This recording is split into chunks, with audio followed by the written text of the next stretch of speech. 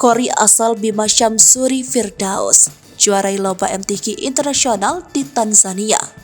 Kori asal Bima NTB Ustadz Syamsuri Firdaus lagi-lagi menjuarai lomba musabakoh tilawah Quran tingkat internasional.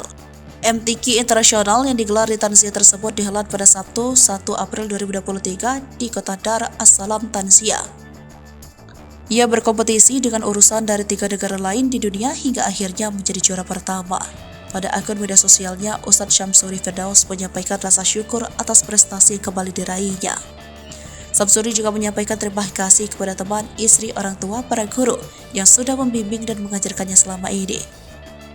Sementara itu, Gubernur NTB Zulkifli Mansyah menyampaikan ucapan selamat untuknya pada akun media sosial.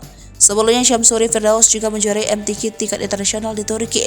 Pria asal Kecamatan Bolu, Kabupaten Bima ini viral ketika diberi penghargaan langsung Presiden Turki Recep Tayyip Erdogan.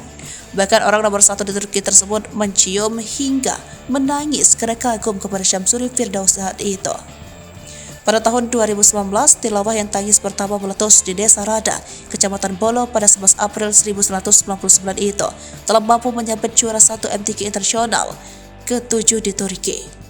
Dan jauh sebelumnya, Syamsuri juga merebut juara 1 MTQ internasional Singapura. Prestasi gemilang dan terhebat tingkat dunia yang kembali ditujukan Syamsuri ini seolah menjadi tamparan bagi panitia MTQ ke-29 tingkat provinsi NTB di Kabupaten Lombok Timur 2022 lalu. Pasalnya, di ajang lomba tilawah level provinsi itu, Dewan HK menilai dan menempatkan Syamsuri sebagai runner-up hanya juara 2. Memang belakangan ada klarifikasi dari Dewan Hakam pada penilaian yang dianggap tidak objektif tersebut.